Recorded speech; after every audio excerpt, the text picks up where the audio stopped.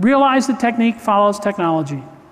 E-commerce is growing and kids are really important, right? We live in a wired world where information has found its freedom and buyers have more power than ever before. It's a world driven by speed, simplicity, and convenience.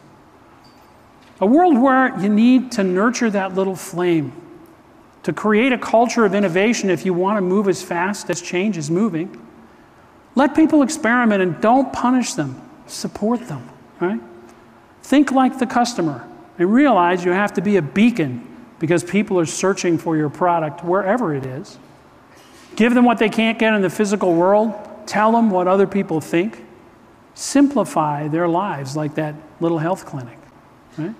Remember, it's a multi-channel world where you have to communicate their way, become part of their process, open all the doors, and make them work the same way, because customers are getting smarter. And in this disassociated world, the only way you can know what they want and what they do is by measuring what they do. And build digital relationships, add them to the physical. The old world isn't going away, it's just getting more complicated. And we need to build digital relationships. There comes a time in your life when you have to open the door and let the future in. Now, I wish I could tell you based on that the radar screen of life is clear, but it's not. You know, the radar screen of life generally looks like this. We've got to navigate between all the storms.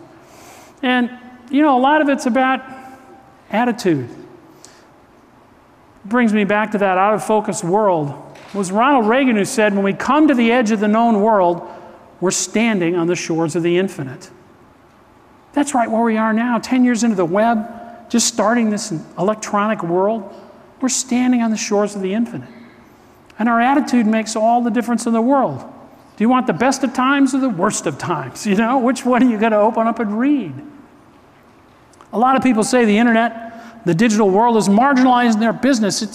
It's keeping them all in like this. The way to avoid being marginalized is to draw your own margins. It's to take the data you get from this conference and go home and change something. Make a difference.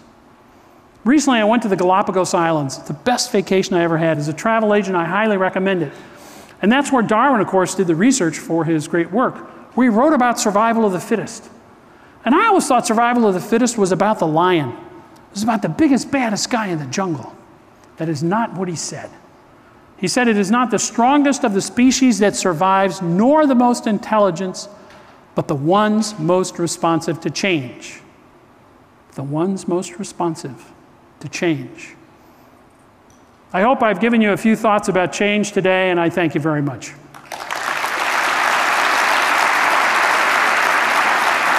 Thank you.